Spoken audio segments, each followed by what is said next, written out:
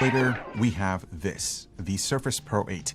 And I'm really excited to look at the improvements and talk about my experience using it for a few weeks. You see, Microsoft is targeting this device for people who want to feel more connected with their content. So that would include artists, professionals who mostly do basic productivity tasks, and most importantly, students. They value things like battery life, portability, display, and to some extent performance. So can the Surface Pro 8 deliver those checkpoints? Well, let's start things off with the price. The base model starts at $1,100, which gets you 11th Gen Core i5 CPU, 8GB of RAM, and a 128GB SSD.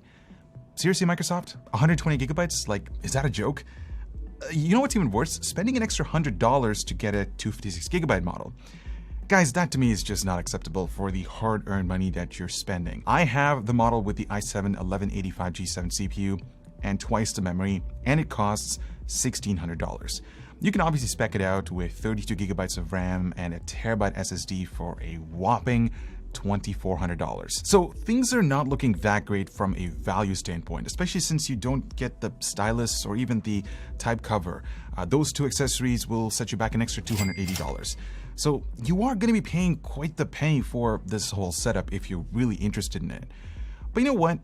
It's got a lot to offer despite its price tag. Let's start with the design. The whole chassis is made out of anodized aluminum, and it comes in this beautiful matte black finish, and I personally love it. The edges are more rounded compared to the squared setup on the Surface Pro 7. This certainly complements the handling when you're carrying this thing every day. Build quality is fantastic, and the kickstand is robust. Plus, it can go nearly 180 degrees, so it's a little bit more flexible compared to the Surface Pro 7. Now, before I talk about how portable it is, let's hear a quick word from today's video sponsor. Put everything on display, you say? The Tower 100 Mini by Thermaltake grants you a three-way view of your components with that mini vending machine look that is surely unique for an ITX enclosure. You've got ATX power supply support, large CPU tower heatsinks, triple slot GPUs with no riser necessary, and all the ventilated panels are properly dust-proof. The motherboard I/O is facing up for easy access, and the two included fans ensure proper airflow out of the box. This Tower 100 Mini is for those who like to explore. Check it out below. So it's pretty clear that the Surface Pro 8 isn't your traditional thin and light laptop. It's essentially a Windows-based tablet that can pretty much run desktop-class applications. But how does that translate into portability? Well, as you can see, considering the specs packed under the hood, it is pretty impressive, guys. The Z height is only 0.37 inches or 9.4 millimeters, and if you add the type cover, it only adds an extra 0.2 inches. So that makes it thinner than some of the other laptops that you're seeing over here. It only weighs around 2 pounds, which is ideal for anybody who doesn't want to carry a thick and heavy laptop. I had no issues fitting this thing inside my messenger bag, so from a portability standpoint, this thing exceeded my expectations. The included 65-watt power adapter is pretty compact, and I'm glad that they've still kept the USB Type-A charging port if you want to charge other devices like your smartphone, although I did wish if it supported fast charge. The power connector is still the same proprietary magnetic pin that simply snaps onto the device. It has an LED light just to indicate that it's charging, but it doesn't change color when it's fully charged. I am a little bit worried about the longevity of this connector because it's mostly made out of plastic, but I guess time will tell. Now, I did try my OnePlus 65-watt USB-C charger, and it worked, but I did get a notification saying that it's charging slowly and that it recommends using the stock power supply. Now, the biggest upgrade to the Surface Pro 8 is the larger display. You're now getting a 13.3-inch screen with a 16:10 aspect ratio versus 12.3 inches on the Surface Pro 7. So this basically results in thinner bezels, and obviously you get more screen real estate to view your content. And the quality of this display is really good. As you can see, it covers 100% sRGB, 80% Adobe RGB, and 83% DCI-P3. So it's great for photo editing and some designing work. And on top of that, it comes with a 120 Hz refresh rate. That makes the whole navigation experience a lot smoother compared to 60 Hz. Now keep in mind that out of the box, it does come set to 60 Hz, so you'll have to go in manually and change that to 120. Now this was done to preserve battery life, but I set it to 120 right away, and the results were surprising. More on that in a bit. As for brightness levels, my sample topped out at 460 nits, so that's plenty enough to view content outdoors. Let's also not forget that this is a tablet, so the touch experience was normal. I mean, There's nothing really more to describe other than the fact that it works. The responsiveness is good, and if you want precise control over the content that you're working with, you have the Surface Slim Pen 2. Yes, it is an additional investment, but it actually goes hand in hand with the tablet guides. For instance, if you click the top button over here, it quickly opens Microsoft's whiteboard, which instantly lets you jot down notes or just anything that you want to do. And if you want to quickly erase them, simply just use it as an eraser, and it's pressure sensitive. So if you want to erase a tiny portion, a gentle tap would do the trick, but if you want to erase everything, just quickly apply a little bit of pressure and you're good to go. I mean, how cool is that? Not to mention, Microsoft has deeply integrated their Office ecosystem with the pen, and a lot of third-party applications like Adobe have already rolled out support for ink. So you can really take your drawing skills to a whole new level with this setup. Personally, I don't draw a lot, but I think this device is calling me to take action on that. So who knows, maybe I'll get on that very soon. I want to quickly talk about the port setup on this device. It's very limited. As you can see, you only get 2 USB Type-C Thunderbolt 4 ports, a headphone jack, and a volume rocker, and that's pretty much it. I would have liked to see a full-size USB Type-A port, but given the thin form factor of this device, compromises had to be made, so I'm okay with that. That being said, you've got Thunderbolt, so if you want to use an external dock to pair it up with a display, keyboard, and a bunch of other peripherals, there is that option, albeit quite an expensive one, of course. Upgradability is also very limited on the Surface Pro 8. You only have quick access to the M.2 2230 NVMe SSD. The speeds are not that bad. I've seen faster ones before, but for this form factor, it's passable. This is what the webcam looks like. The quality is good. It's a 1080p sensor, so it's slightly larger compared to some of the other Windows laptops out there. What's really cool is because of the larger sensor, Windows Hello works really well. So I had no issues logging into this PC. It's pretty accurate. And the other thing I want to pay attention to is the microphone quality, because it sounds immaculate. It almost sounds as if I'm talking to a studio microphone, which is just awesome. So for meetings and all that kind of stuff, this is a great option, guys. The speakers are surprisingly good on the Surface Pro 8. They are front-facing, and the trebles sound nicely detailed with a little bit of bass. It's honestly perfect for watching videos and just listening to some music. All right, there's one more accessory that I need to cover, and quite an important one too. It's this Surface Pro signature keyboard.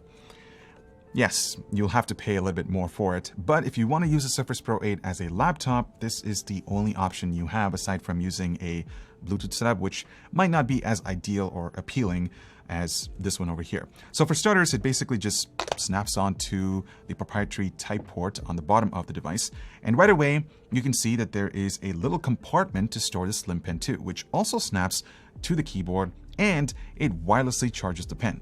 Pretty cool. Now, if you want to angle the keyboard for a slightly better typing experience, you can simply lift the keyboard and it just snaps onto the bottom bezel.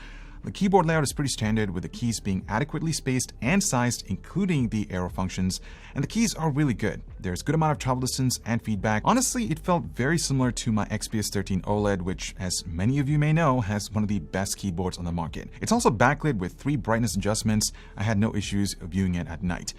The trackpad is great. It uses a glass surface, so navigation is really smooth and responsive. In fact, I would actually go on record and say that it is better than my XPS 13. The primary left and right buttons are tactile and really satisfying to press, and I have no complaints with functionality, except for the fact that it's too small. I mean, look, I'm so used to larger trackpads on Windows laptops, so switching to this was a bit of a challenge. But maybe I just need to give myself some time to get used to this. Now, this cover is made out of Alcantara, which looks great when you unbox it, and this red color really pops. Fun fact, Mike is obsessed with that word. But I'm really worried about the longevity of this material. Now, don't get me wrong, it's super soft and comfortable to type with.